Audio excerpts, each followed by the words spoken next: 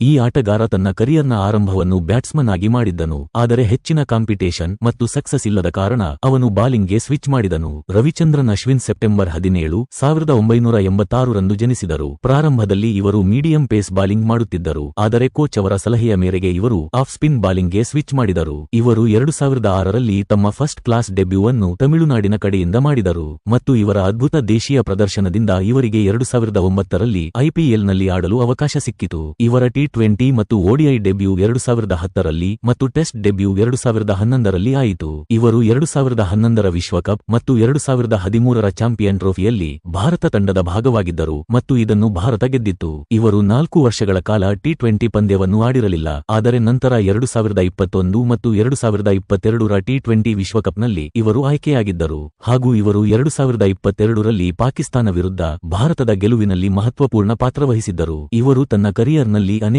Unbreakable ದಾಖಲೆಗಳನ್ನು ನಿರ್ಮಿಸಿದ್ದಾರೆ. ಅವುಗಳಲ್ಲಿ ಭಾರತಕ್ಕಾಗಿ ತವರಿನ ಟೆಸ್ಟ್ಗಳಲ್ಲಿ ಅತಿ ಹೆಚ್ಚು ವಿಕೆಟ್ ಪಡೆದ ಆಟಗಾರನಾಗುವುದು, ಟೆಸ್ಟ್ ಕ್ರಿಕೆಟ್ನಲ್ಲಿ ಅತಿ ಹೆಚ್ಚು ಪ್ಲೇಯರ್ ಆಫ್ ದಿ ಸೀರೀಸ್ ಗೆದ್ದ ಆಟಗಾರ ಮತ್ತು ಅನಿಲ್ ಕುಂಬ್ಳೆ ನಂತರ ಭಾರತ ತಂಡಕ್ಕಾಗಿ 2ನೇ ಹೆಚ್ಚು ವಿಕೆಟ್ ಪಡೆದ ಆಟಗಾರನಂತಹ ದಾಖಲೆಗಳಿವೆ.